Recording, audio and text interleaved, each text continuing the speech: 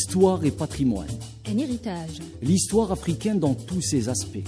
La colonisation, la traite, les indépendances et tout ce qui a glorifié le continent. Histoire et patrimoine. C'est aussi un espace où il est question du patrimoine africain dans sa diversité. Patrimoine comme trésor de la mémoire et son double enjeu à la fois source d'histoire et repère mémoriel. Histoire et patrimoine. Présenté par Hassan Ara. Bonjour à tous. Dans Histoire et patrimoine, nous abordons aujourd'hui la révolte des Momo au Kenya d'octobre 1952. Révolte qui a précipité l'indépendance du Kenya malgré la défaite des Momo.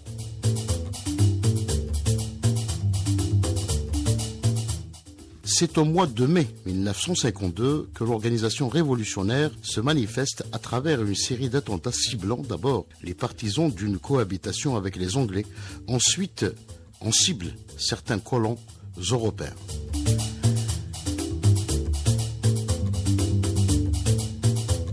Le 20 octobre 1952, l'administration coloniale proclame l'état d'urgence dans tout le Kenya.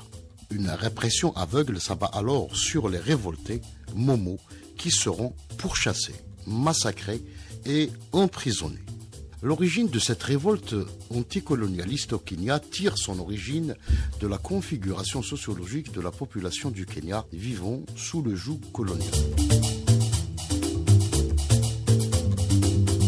En effet, les Momo sont issus de l'une des principales populations bantoues qui habitent le Kenya, à savoir les Kikuyu. Ces derniers ont toujours résisté aux envahisseurs, d'abord les Maasai, ensuite les Portugais. En 1887, le Kenya tombe entre les mains des Anglais qui en feront un protectorat britannique en 1895. Occupant la totalité du territoire, les Anglais entreprennent une série de grands travaux pour faciliter l'implantation des colons sur les plaines fertiles du Kenya. C'est dans ce cadre, par exemple, qu'un chemin de fer reliant Mombasa sur la côte à Kisumu, au bord du lac Victoria, est construit. La voie est grande ouverte alors à des milliers de colons qui vont s'installer le long de ce tracé. Les populations, principalement des pasteurs et des agriculteurs qui occupaient jusque-là ce territoire, sont chassés violemment. Les Kikuyu sont alors expropriés et leurs enfants sont réduits à l'esclavage par les colons qui les exploitent dans la culture du café. 25 ans après, le Kenya passe de protectorat britannique à une colonie de la couronne en 1920. Le statut de colonie va donc renforcer la position des colons qui vont redoubler de férocité à l'égard des Kikuyu notamment. Ces derniers, face aux exactions coloniales, décident de se mobiliser dans le cadre d'une organisation politique avec la naissance en 1925 de l'association Kikuyu, une association politique prise en charge essentiellement par des intellectuels autochtones formés par les missionnaires protestants. L'association va prendre de l'ampleur durant les années 30 et les années 40, mais par calcul politique où, suite à des pressions colonialistes, l'association est dissoute au lendemain de la Seconde Guerre mondiale par son propre président, à savoir Jomo Kenyatta. Histoire et patrimoine. Présenté par Hassan Ara.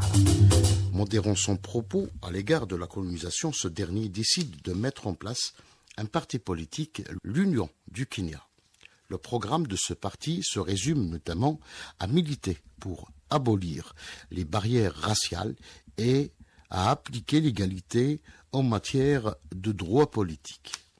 Cette nouvelle orientation politique de Jomo Kenyatta ne va pas plaire à ses anciens camarades de l'association Kikuyu, pour qui le programme du nouveau parti reste en deçà de leurs espérances face au système de prédation imposé par les colons anglais qui n'ont laissé aux autochtones qu'un quart, peut-être au moins, des terres cultivables.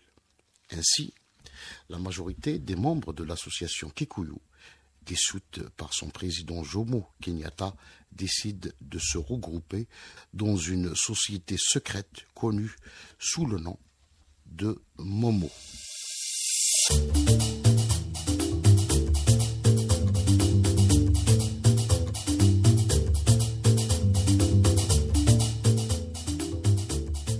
Ayant comme ancrage le fond culturel traditionnel, les Momos vont se livrer à des pratiques ancestrales pour renforcer leur mouvement. À partir du mois de mai 1952, les Momos lancent leur mouvement insurrectionnel, mais moins de 5 mois plus tard, l'administration coloniale décide de réagir aux actions de ce mouvement, d'abord à travers l'instauration de l'état d'urgence dans tout le Kenya, ensuite par la mobilisation de la troupe. Ainsi, plus de 7500 Britanniques appuyés par 5000 soldats des Kings africains et 21 000 policiers sont déployés sur le terrain. En tout, près de 35 000 hommes sont mobilisés en juin 1953. Cette mobilisation militaire va venir à bout de la révolte vers la fin de l'année 1955. Le mouvement Momo a pratiquement été totalement anéanti, mis à part quelques centaines de révoltés qui ont pu s'échapper en se retirant dans les zones inaccessibles des forêts du Kenya. La guerre entre Anglais et Momo prend fin véritablement au mois d'octobre 1956 avec l'arrestation puis la pendaison de Dodan Kimati, le leader principal des Momos. Cette guerre a coûté la vie à plus de 10 000 Momos. Forts de leur victoire, les Anglais ont en définitive négocié à leur manière les modalités de l'indépendance du Kenya avec Jomo Kenyatta. Le 12 décembre 1963, le Kenya accède à l'indépendance, tout en restant dans le Commonwealth.